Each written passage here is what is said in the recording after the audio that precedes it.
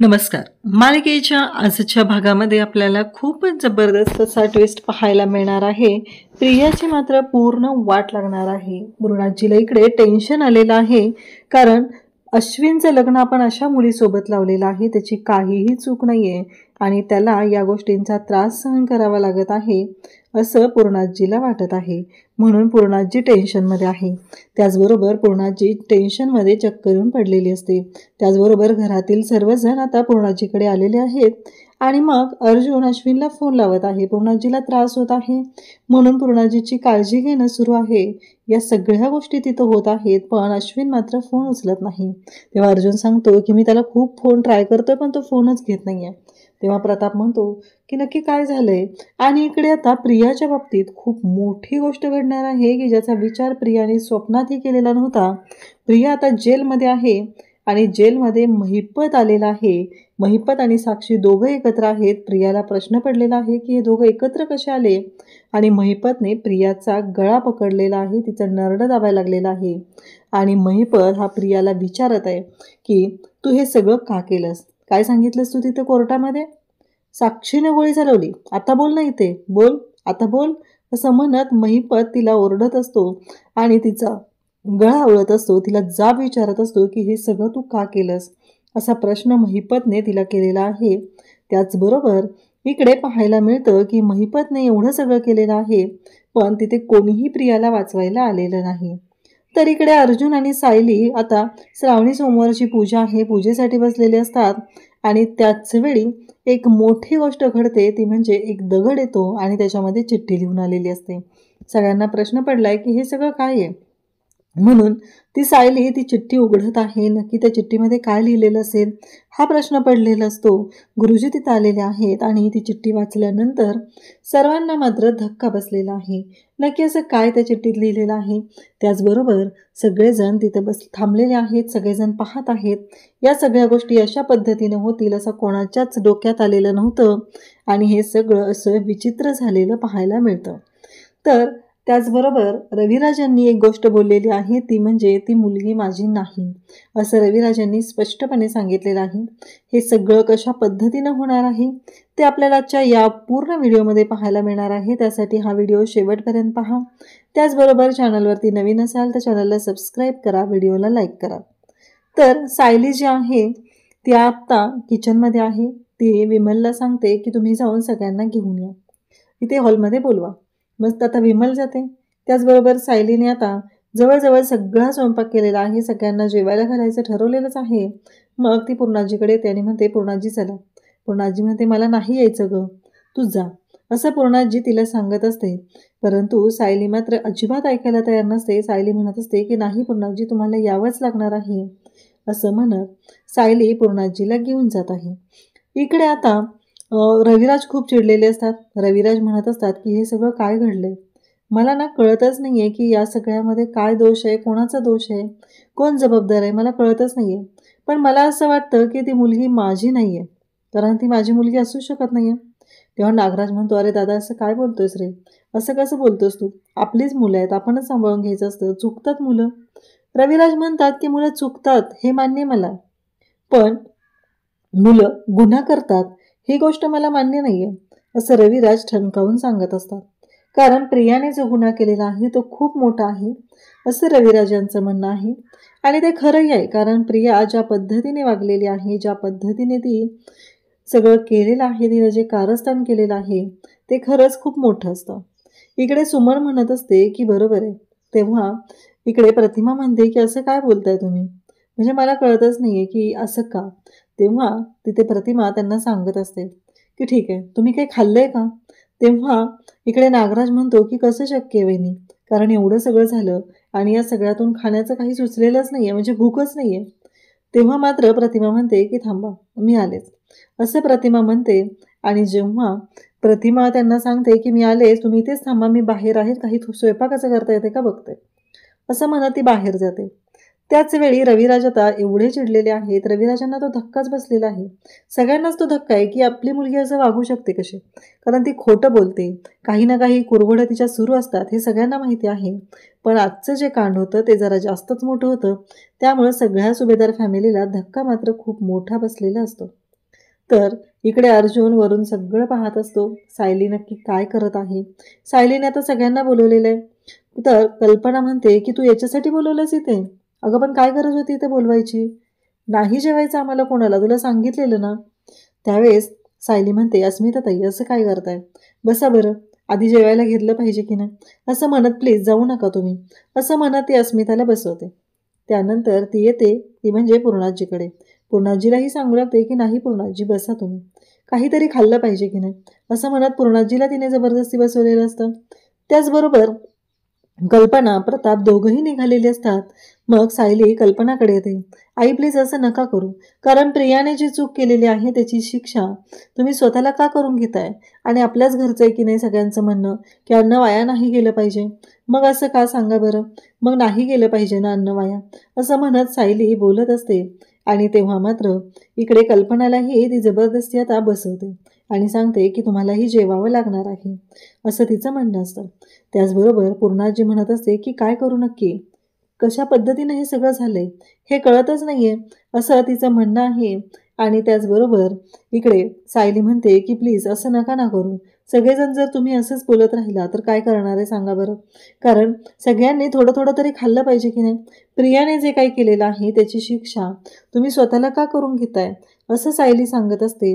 अर्जुन मात्र सायलीकडे पाहत असतो आणि सायली जे काय करते त्या गोष्टीचा त्याला अभिमान वाटत असतो.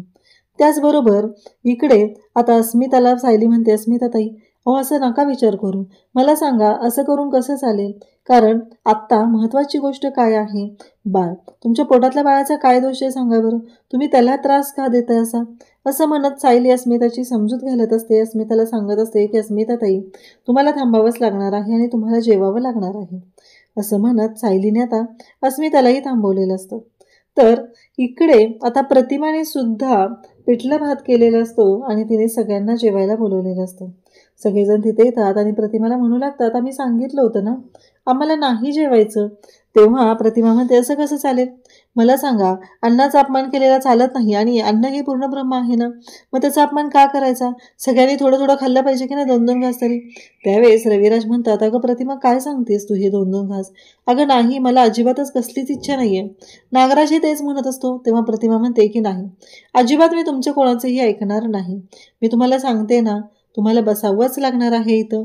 आणि तेव्हा मात्र आता सगळ्यांच्या समोर हे सगळं घडत असतं. प्रतिमा जबरदस्ती त्यांना बसवत असते. रविराजला म्हणते की अहो रविराज, पहिलं तुम्ही बसा बरं, कारण तुम्ही बसलात तरच हे दोघं ऐकणार आहे, असं म्हणत तिने आता बसायला सांगितलेलं असतं. आणि त्यासोबतच इकडे पाहायला मिळतं ते म्हणजे की जेव्हा या सगळ्या गोष्टी घडत असतात तेव्हा मात्र इकडे सायलीसुद्धा सगळ्यांशी समजूत घालत असते, सगळ्यांना सांगत असते. सायलीचं म्हणणं असतं की हो, आत्ता जे काही घडत आहे याच्यामध्ये कोणाचा काय दोष आहे, कारण जे काही केले ते प्रियाने केले. आणि पूर्णाजी म्हणते की बरोबर आहे, आपल्या घरामध्ये अन्न वाया घालवणारी एकच व्यक्ती होती, ती म्हणजे प्रिया, आणि ती गेली आहे ना आता, असं पूर्णाजीचं म्हणणं असतं. बरं झालं त्या व्यक्तीचं 7 वर्ष तोंड पाहावं लागणार नाही, असं पूर्णाजीचं म्हणणं आहे. सायली म्हणते की पूर्णाजी प्लीज तुम्ही घ्या ना, जोपर्यंत तुम्ही खाणार नाही तोपर्यंत दुसरं कोणीच खाणार नाही, म्हणून मी तुम्हाला सांगते की तुम्ही घ्या पहिलं, असं म्हणत सायलीने पूर्णाजीला घास भरवलेला असतो. पूर्णाजीला ती सांगत असते की प्लीज. मग पूर्णाजीनेही खाल्लेलं असतं. जेव्हा पूर्णाजी आता पहिला घास खाते तेव्हा मात्र सायली आहे ती पूर्णाजीकडे पाहत राहते. त्यानंतर आता अस्मिताकडे जाते. अस्मिताला म्हणू लागते की अस्मिता ताई, मला ना तुम्हाला काय सांगायचं आहे का? आत्ता ना फक्त आणि फक्त तुम्ही बाळाचा विचार करायचा, दुसरं कोणाचाही विचार करायचा नाही. मला सांगा पोटातल्या बाळाचा काय दोष आहे? तुम्ही जर नाही खाल्लं तर बाळाला कसं वाटेल? असं म्हणत सायली जी आहे ती बोलत असते. आणि तेव्हा मात्र अस्मिता ऐकत नसते. तेव्हा सायली म्हणते की मला सांगा, आता फक्त बाळाची काळजी करायची आहे, बाळाला काय हवं नको ते पाहायचं आहे, आपण खुश राहायचं आहे, तरच बाळ खुश असणार आहे की नाही, असं म्हणत सायलीने आता इकडे समजूत घातलेली असते अस्मिताची. आणि अस्मितालाही ती घास भरवायला घेते. अस्मिता म्हणत असते की माझी इच्छाच नाही आहे, पण सायली मात्र ऐकत नसते. सायली म्हणत असते की नाही अस्मिता ताई, आता तुम्हाला खावंच लागणार आहे, असं म्हणत सायलीने जबरदस्तीने अस्मिताला घास भरवलेला असतो. आणि अस्मिताला सुद्धा बरं वाटलेलं असतं. आणि अस्मिताने मग तो घास खाल्लेला असतो. अस्मिता सायलीकडे पाहते, गोड अशी स्माईल देते. म्हणजे अस्मितालाही सायलीचं म्हणणं पटलेलं आहे. ह्या गोष्टी तिथे पाहायला मिळत आहेत. त्याचबरोबर इकडे अर्जुन जेव्हा हे सगळं पाहत असतो तेव्हा त्याला बरं वाटत असतं. सायलीनं सगळ्यांची समजूत घातलेली आहे, सगळ्यांना आपलंसं केलेलं आहे. ही गोष्ट अर्जुनच्या सुद्धा लक्षात आलेली असते आणि पूर्णाजीच्या सुद्धा चेहऱ्यावर एक समाधान, एक हसू दिसत असतं. कारण तिलाही बरं वाटलेलं आहे की खरंच प्रेमाने ही मुलगी सगळ्यांना खाऊ घालत आहे. इथे आता प्रतिमाने रविराजांना बसवलेलं असतं. रविराज तुम्ही बसा पहिलं. रविराजांना तिने जबरदस्ती जेवायला बसवलेलं आहे आणि ती म्हणते की हे बघा, तुम्ही आधी खा बरं आणि भाऊजी तुम्ही बसा, सुमन तूही बस बरं, असं म्हणत आता प्रतिमा सुद्धा म्हणत असते. प्रतिमा म्हणते की तिला तिच्या कर्माची शिक्षा तिला मिळालेली आहे, तिनं खोटं बोललेली आहे, त्या गोष्टीची शिक्षा तिला मिळालेली आहे. त्यामुळं त्या गोष्टीचा त्रास आपण करून घ्यायचा नाही. त्यामुळं आता फक्त आणि फक्त आपण एकच विचार करायचा आहे की तिनं चूक केलेली होती आणि त्या चुकीची शिक्षा ती भोगते. तुम्हाला खावंच लागेल रविराज. रविराज म्हणतात की अगं नकोय प्रतिमा. तेव्हा प्रतिमा म्हणते की नाही, मी ऐकणारच नाहीये, घ्या बरं 2 घास तरी खा. असं म्हणत रविराजांना प्रतिमा तिथे रागावते आणि त्यांना म्हणते की खा पटकन. असं म्हणत ती रविराजांना खायला लावते. त्यानंतर इकडे पाहायला मिळतं की प्रतिमाने आता रविराजांना घास भरवलेला असतो, पण सुमन मात्र शांतपणे तशीच बसलेली असते. तेव्हा प्रतिमा म्हणते की सुमन, तुला ऐकायला येते ना मी काय सांगते, खाऊन घे बरं. सुमन म्हणते की नाही वहिनी, मला नाहीच जाते, मला कळतच नाही आहे की मी काय करू. कारण मला ना फक्त आणि फक्त एकच आठवतंय की तन्वीचा चेहरा.